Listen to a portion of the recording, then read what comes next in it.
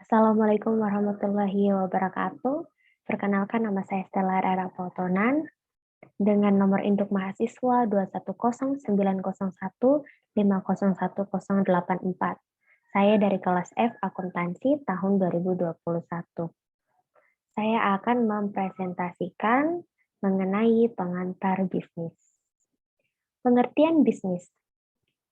Menurut Merriam-Webster, bisnis adalah suatu aktivitas pembuatan, pembelian atau penjualan barang dan jasa yang kemudian dipertukarkan dengan uang, kerja atau aktivitas yang merupakan bagian dari pekerjaan, jumlah aktivitas yang telah diselesaikan oleh sebuah toko, perusahaan, pabrik, dan lain-lain.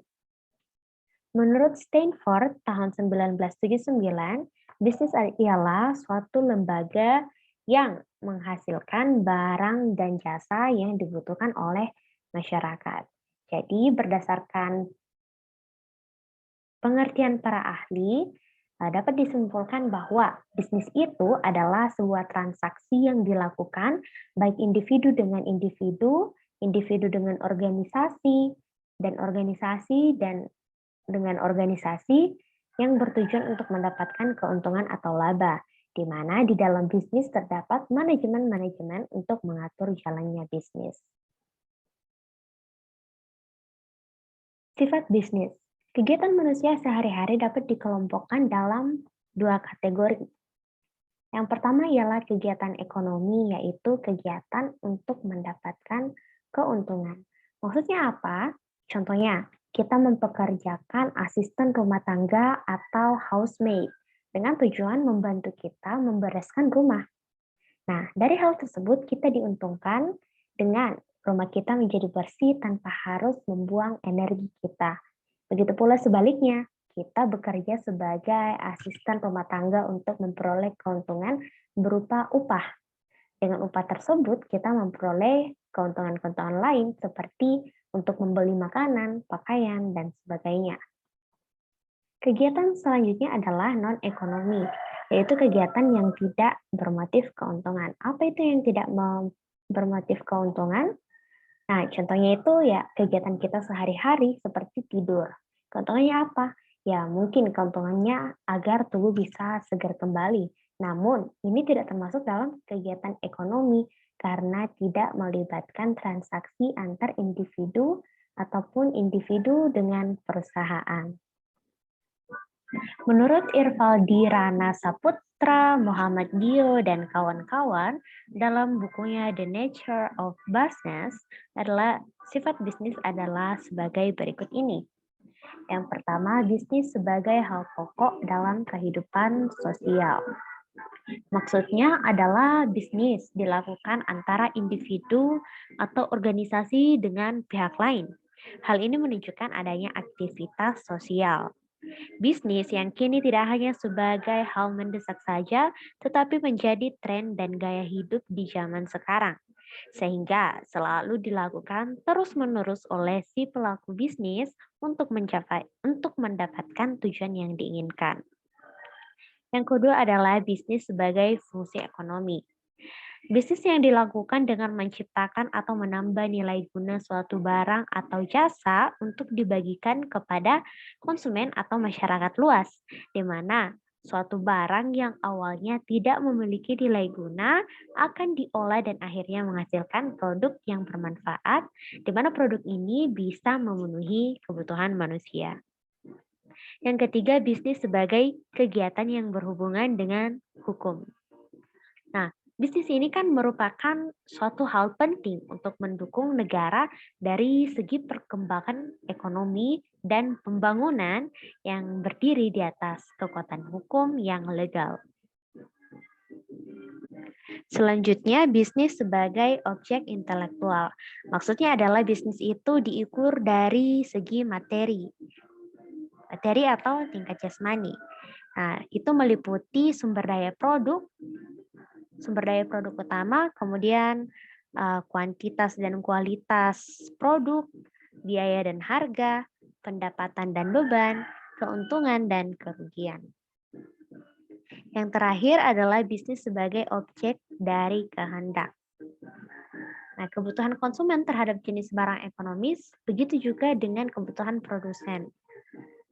Kepuasan pedagang untuk memproduksi serta memasarkan barang-barang tersebut tujuannya adalah untuk menciptakan kualitas hidup yang baik bagi masyarakat dengan menyediakan produk yang memuaskan kebutuhan konsumen. Tujuan bisnis. Yang pertama adalah untuk bertahan hidup. Setiap manusia pasti memiliki kebutuhan yang harus dipenuhi untuk bertahan hidup. Dengan adanya bisnis, manusia bisa memperoleh barang atau jasa yang dibutuhkan. Yang kedua adalah pengadaan barang atau jasa yang dibutuhkan oleh masyarakat. Seperti yang kita ketahui bahwa kebutuhan dan keinginan manusia setiap zaman itu selalu berkembang dan tidak ada batasnya. Untuk itu perusahaan berlomba-lomba untuk menciptakan inovasi yang bisa membantu umat manusia untuk memenuhi kebutuhan tersebut melalui bisnis. Dengan adanya bisnis, perusahaan-perusahaan menawarkan berbagai macam barang dan jasa yang dapat digunakan oleh manusia. Yang ketiga adalah mencapai kesejahteraan. Nah, dari hal itu sudah pasti ada gambaran bahwa apabila kebutuhan manusia terpenuhi, berarti kehidupan manusia juga mampu mencapai kesejahteraan. Yang ketiga adalah menciptakan lapangan kerja bagi masyarakat. Tingkat pengangguran di Indonesia saat ini masih dikategorikan cukup tinggi, sehingga dengan adanya bisnis, pemilik usaha bisa membuka banyak peluang kerja untuk mengatasi hal tersebut. Pemerintah juga berupaya untuk membuka lapangan kerja, seperti PT BUMN untuk mengatasi hal tersebut. Kemudian tujuan selanjutnya adalah menunjukkan eksistensi perusahaan.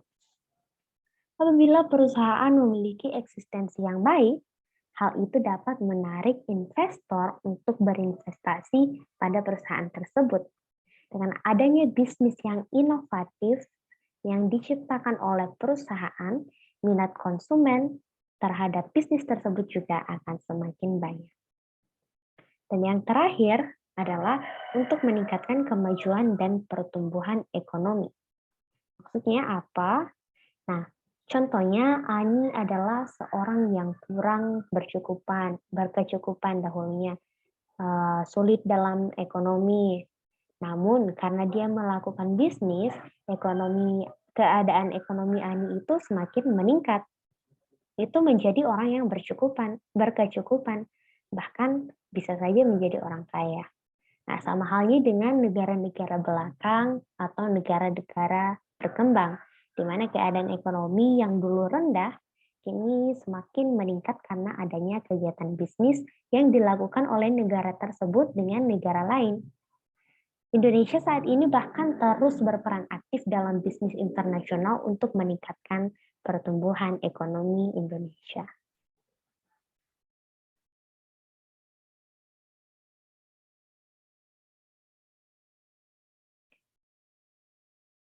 Selanjutnya unsur-unsur bisnis.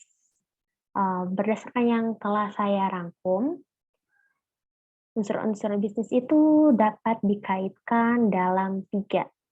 Yang pertama itu berkaitan dengan produksi barang dan jasa. Hal ini biasanya dilakukan oleh produsen, di mana produsen yang berperan penting dalam memproduksi barang atau jasa. Aspek produksi ini dapat berupa jenis dan kualitas barang atau jasa, pengelolaan persediaan manajemen dan proses produksi, serta penyimpanan produk. Yang kedua adalah menyangkut pengalihan barang dan jasa dari satu orang kepada yang lain. Nah, yang berperan di sini adalah distributor barang atau jasa, di mana perannya yaitu untuk mempermudah penyampaian barang dan jasa dari produsen ke konsumen. Biasanya kegiatan yang dilakukan tidak hanya sebagai transportasi dari produsen kepada konsumen, tetapi juga seperti pemindahan bahan baku dari pemasok ke awal mula lini produksi. Kemudian tidak hanya itu, distributor juga melakukan peran lainnya seperti pengemasan, bahkan pengendalian persediaan. Kemudian yang ketiga, adanya kepastian penghasilan atau imbalan bagi pemilik. Nah, itu berarti pemilik usaha wajib mendapatkan imbalan atas barang atau jasa yang diberikan. Nah, imbalan itu dapat berupa laba yang diberikan oleh konsumen. Fungsi bisnis. Steinhoff dalam bukunya The World of Business tahun 1979 menjelaskan bahwa ada 3 fungsi utama bisnis, yaitu yang pertama acquiring raw materials, yaitu untuk mencari bahan mentah. Sebagai contoh, pabrik mobil itu tidak akan dapat memproduksi mobil seandainya tidak ada perusahaan peleburan baja yang menyuplai kebutuhan baja bagi industri mobil. Nah, setelah lainnya itu pabrik mie instan itu tidak akan dapat melakukan kegiatan produksi mie instan seandainya tidak ada bahan baku seperti tepung terigu yang terbuat dari bahan baku gandum. Nah, contoh-contoh tersebut memperlihatkan fungsi bisnis yang pertama, yaitu acquiring raw materials atau bahan mentah, mencari bahan mentah. Kemudian yang kedua adalah manufacturing raw materials into products, yaitu mengubah bahan mentah menjadi barang jadi. Setelah bahan baku diperoleh, perusahaan akan mengolah bahan baku tersebut menjadi sebuah produk. Kembali pada contoh tadi, perusahaan mie instan itu akan mengolah bahan baku tepung terigu menjadi mie instan dengan diberi berbagai varian bumbu seperti mie instan rasa soto, rasa bakso, rasa ayam, dan mie goreng, dan lain-lain. Yang ketiga adalah distributing product to consumers, yaitu menyalurkan produk yang dihasilkan kepada konsumen. Produk yang dihasilkan perusahaan selanjutnya didistribusikan kepada konsumen. Kegiatan distribusi produk dari produsen kepada konsumen itu melibatkan berbagai perusahaan bisnis lainnya, seperti perusahaan distributor, perusahaan ekspedisi, asuransi, grosir, toko pengecer, dan lain-lain. Nah, kegiatan distribusi produk dapat pula dilakukan secara langsung oleh perusahaan kepada konsumen akhir, yaitu dengan menggunakan sistem distribusi direct selling atau disebut penjualan langsung. Kegiatan distribusi ini biasanya dilakukan oleh MY, CNI, Tupperware, Avon, dan perusahaan-perusahaan lainnya yang tergabung dalam Asosiasi Penjual Langsung Indonesia. Selanjutnya jenis-jenis bisnis. Nah, yang pertama itu ada bisnis pertanian. Bisnis pertanian itu usaha di bidang pertanian pastinya, atau agrobisnis. Biasanya ini meliputi pertanian, perkebunan, peternakan, perikanan, dan lain-lain. Kemudian bisnis produksi barang mentah, yaitu bidang usaha yang bergerak di sektor pertambangan, kehutanan, dan lain-lain. Nah, di mana produk yang dihasilkan itu berupa bahan mentah untuk diolah kembali. Kemudian bisnis konstruksi. Bisnis konstruksi ini adalah usaha di bidang pembangunan konstruksi atau infrastruktur. Misalnya jalan raya, gedung bertingkat, bandar udara, dan lain-lain. Kemudian ada bisnis transportasi, ya, yaitu usaha di bidang transportasi yang membantu mobilitas masyarakat dalam menyalurkan barang. Nah, sekarang ini sudah banyak sekali ya bisnis transportasi yang ada di Indonesia. Nah, seperti JNE atau JNT atau ada Ninja Express. Nah, itu adalah sebuah usaha transportasi, perusahaan transportasi yang mengirim barang dari satu tempat, dari satu daerah ke daerah lainnya. Kemudian ada bisnis kuliner. Nah, bisnis kuliner ini tentunya banyak sekali dijumpai di Indonesia, apalagi Indonesia itu kaya akan rempah-rempah, seperti warung bakso, atau bisa juga seperti bisnis bisnis bakso aci ya, sekarang itu terkenal bisnis bakso aci. Kemudian ada juga misalnya bisnis kue brownies misalnya, bisnis kue ulang tahun. Nah, itu adalah bisnis-bisnis kuliner. Kemudian bisnis finansial, asuransi, dan real estate. Nah, itu usaha di bidang keuangan yang membantu masyarakat dalam hal kredit pemodalan, asuransi, dan juga perencanaan dan kredit kepemilikan properti. Nah, biasanya itu seperti apa? Ya, seperti bank. Ada juga ya perusahaan asuransi lainnya. Selanjutnya adalah bisnis jasa, yaitu usaha yang kegiatannya menciptakan dan menjual produk tak berwujud, yaitu jasa untuk menghasilkan keuntungan. Contohnya adalah seperti yang saya ucapkan tadi, yaitu asisten rumah tangga atau housemaid. Nah, itu merupakan salah satu bisnis jasa. Kemudian ada juga perusahaan jasa lainnya seperti laundry, dan lain sebagainya. Ya baik, mungkin hanya sekian materi dari saya. Saya mengucapkan terima kasih atas kesempatan yang diberikan. Saya akhiri dengan kata-kata motivasi bahwa semua orang memiliki peluang untuk sukses, baik memulai bisnis atau bergabung dalam bisnis. Sekian dari saya. Wassalamualaikum warahmatullahi wabarakatuh.